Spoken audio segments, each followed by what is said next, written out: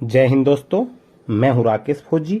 दोस्तों, आज के वीडियो में हम बात करेंगे कि आईटीबीपी के अंदर जो एचसी टेलीकॉम की वैकेंसी आई है उसके अंदर अगर आपका सिलेक्शन हो जाता है तो सिलेक्शन होने के बाद में आपको कितनी सैलरी मिलेगी। यानी कि जैसे आप भर्ती हो जाते हैं, भर्ती होते ही जो आपकी फर्स्ट सैलरी आएगी वो कितनी आएगी, ट्रेनिंग के दौरान आपको कितनी सैलरी मिलेगी, आफ्टर ट्रेनिंग कितनी सैलरी मिलेगी, कौन कौन से आपको अलाउंस मिलते हैं, कितनी आपकी कटौती होती है, पेंशन किस हिसाब से बनती है।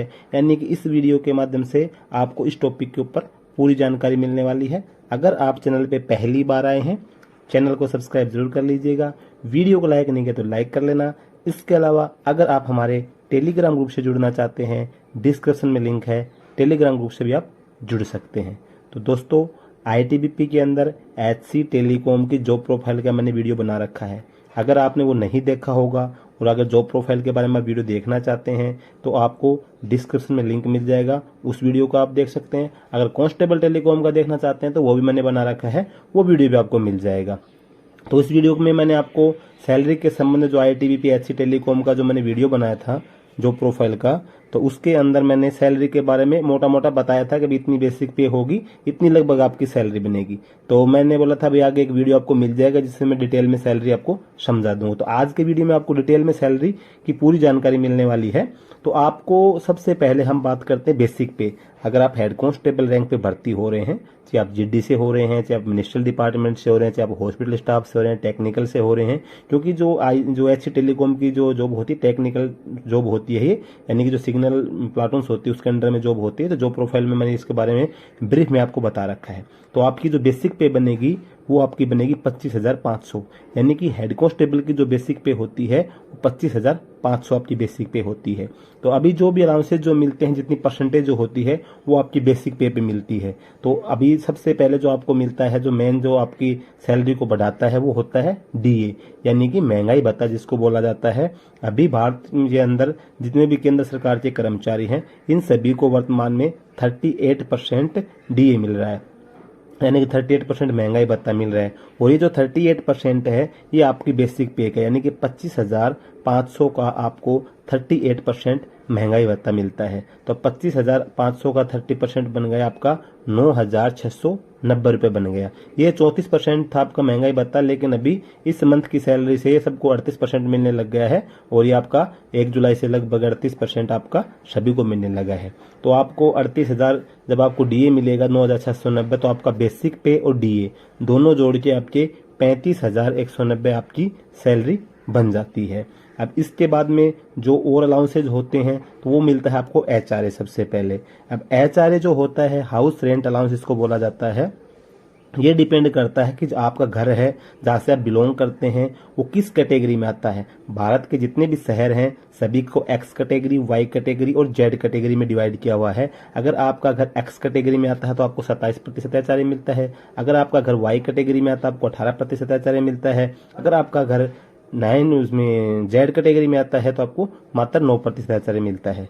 तो अगर इसके अंदर आपको मानते हम 9% एचआरए मिलता है तो आपको 2,295 रुपये एचआरए मिल जाएगा। 18% एचआरए में आता है यानी कि वाई कैटेगरी में है तो आपको 4,590 रुपये आपको एचआरए मिलेगा। 27% में है तो आपको 6,885 रुपये मिलेगा। तो ये डिपेंड करेगा कि आपका घर किस कैटेगरी में है। अगर आपको नहीं पता है कि आपका घर किस कैटेगरी में आता है तो मैंने इसके ऊपर एक सेपरेट वीडियो बना रखा है हर शहर का, कि कौन सा शहर किस कैटेगरी में आता है। उसका लिंक आपको डिस्क्रिप्शन में मिल जाएगा, वो वीडियो आप देख सकते हैं। तो इसके जब आप मान के चलते हैं कि हम आपको 9% ही एचआरए मिलता है, क्या मतलब आप ग्रामीण क्षेत्र से बिलोंग करते हैं, आपका शहर 9% में भी आता है तो आपको लगभग 2,300 रुपये आपको एचआरए मिल गया। इसके बाद मिलता है आपको राशन मनी, क्योंकि आर्मी, नेवी, एयरफोर्स वगैरह से आप भर्ती होते हैं तो भर्ती हो जो जवान होते हैं उनको फ्री राशन मिलता है, यानी उनको राशन मनी कुछ नहीं मिलती है। उनका जो मैस का जो खाना होता है वो फ्री होता है खाना। लेकिन आप सेंट्रल आर्मड पुलिस फोर्स में भर्ती होते हैं, चाहे BSF, CRPF, ITBP, SSB, CISF, किसी भी फोर्स के अंदर, तो आपको पर डे का 127 रुपये और 89 पैसा आपको खाने का पैसा मिलता है।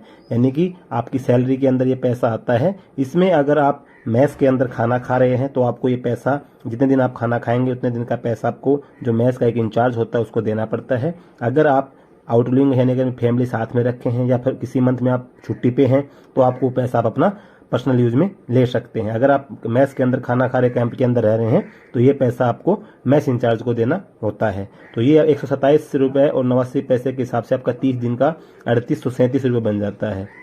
इसके बाद में छोटे मोटे जो अलाउंस होते हैं, रम अलाउंस वगैरह होगा, सोप अलाउंस होता है, हेयर कटिंग अलाउंस वगैरह मिलते हैं, ये करके मतलब 500 रुपये आपको और मिल जाता है।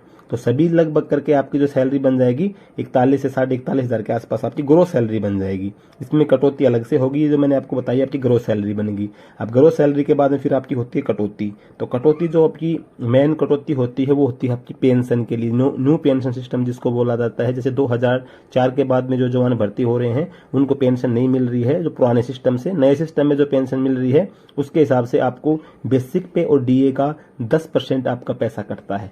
जिस दिन से आप भर्ती हो जाएंगे उसी दिन से आपका ये पैसा कटना शुरू हो जाएगा और आपका एक अलग से अकाउंट खुल जाता है, परमानेंट रिटायरमेंट अकाउंट नंबर, उसके अंदर ये पैसा जमा होता रहता है। इसमें 10% आपका कंट्रीब्यूशन होता है प्लस 14% आपका गवर्नमेंट का होता है। यानी कि अब ये बेसिक पे और डीए का 35,190 रुपये बन रहा है, जिसमें 3,519 रुपये तो आपका कट जाएगा सैलरी से और 35,190 का 14% यानी कि गवर्नमेंट की तरफ से आपको जो अकाउंट खुलेगा उसके अंदर इसका कंट्रीब्यूशन हो जाएगा।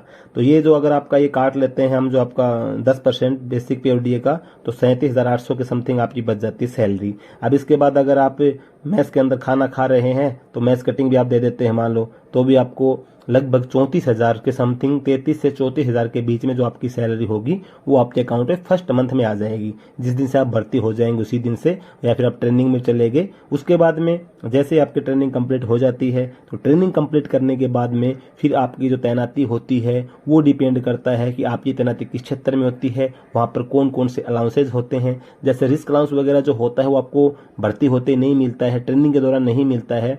रिस्क अलाउंस जो होता है वो मिलता है जब आप ट्रेनिंग कंप्लीट करके किसी पर्टिकुलर प्लेस पे जब ज्वाइन कर लेते हैं, उस जगह पे अगर रिस्क अलाउंस लागू होता है तो वहाँ पे आपको ये रिस्क अलाउंस मिलता है। वो जगह हर जगह पे अलग अलग होता है, वो सब जगह का फिक्स नहीं होता है। अब मान के चलो आप 150 बंदे भर्ती होते हैं तो सबकी अलग अलग जगह पे तैनाती होगी, तो अलाउंसेज के हिसाब से आपकी जो सैलरी होगी थोड़ा डिफरेंस आएगा उसके अंदर।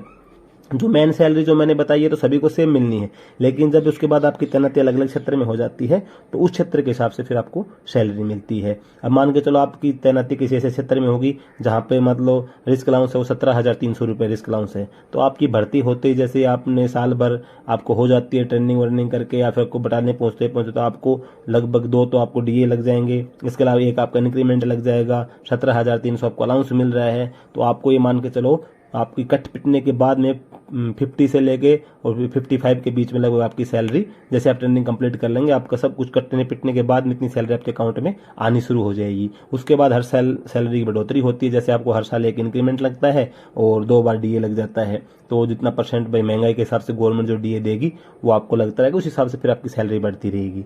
तो जहाँ तक है मेरा विचार है, मैंने सैलरी के संबंध में आपको बारीकी से समझा दिया है कि आपको किस प्रकार से सैलरी मिलती है, कितनी सैलरी मिलती है, कितनी कटौती होती है। तो जहाँ तक मेरा विचार है सैलरी के संबंध में आपको कोई और वीडियो देखने की जरूरत नहीं पड़ेगी और आपके सभी डाउट्स इसके अंदर क्लियर हो गए होंगे। एचआरए का मैंने आपको बता दिया है, जो मैंने 9% जोड़ा है, अगर इसके अंदर आपको 27% एचआरए मिल रहा होता तो इसे आपकी उस हिसाब से आपको मतलब 4,000 रुपये और बढ़ जाते, मान के चलो लगभग 4-4,500 आपको 40,000 रुपये के आसपास 38-40,000 रुपये आपकी स्टार्टिंग में सैलरी शुरू हो जाएगी। तो वो तो डिपेंड करेगा, जैसे आप आगे ट्रेनिंग कंप्लीट करके जाएंगे तो जिसका 9% एचआरए मिल रहा है उसको कम सैलरी मिलेगी, जिसको 18 मिल रहा है थोड़ा सा ज़्यादा मिल जाएगी, 27 जिसको मिल रहा है उसको और ज़्यादा मिल जाएगी। तो वो डिपेंड करता है, तो आपका शहर जो घर है वो किस क्षेत्र में है, दूसरा फिर आपका पोस्टिंग पैलेस के ऊपर आफ्टर ट्रेनिंग आपकी जो सैलरी डिपेंड करेगी उसी मैटर पर डिपेंड करेगी। तो दोस्तों आज के वीडियो में यही जानकारी थी। अगर ये जानकारी आपको अच्छी लगी तो वीडियो को लाइक कर लेना, चैनल पे पहले आ रहे हैं तो चैनल को सब्सक्राइब करके जरूर जाना। जय हिंद।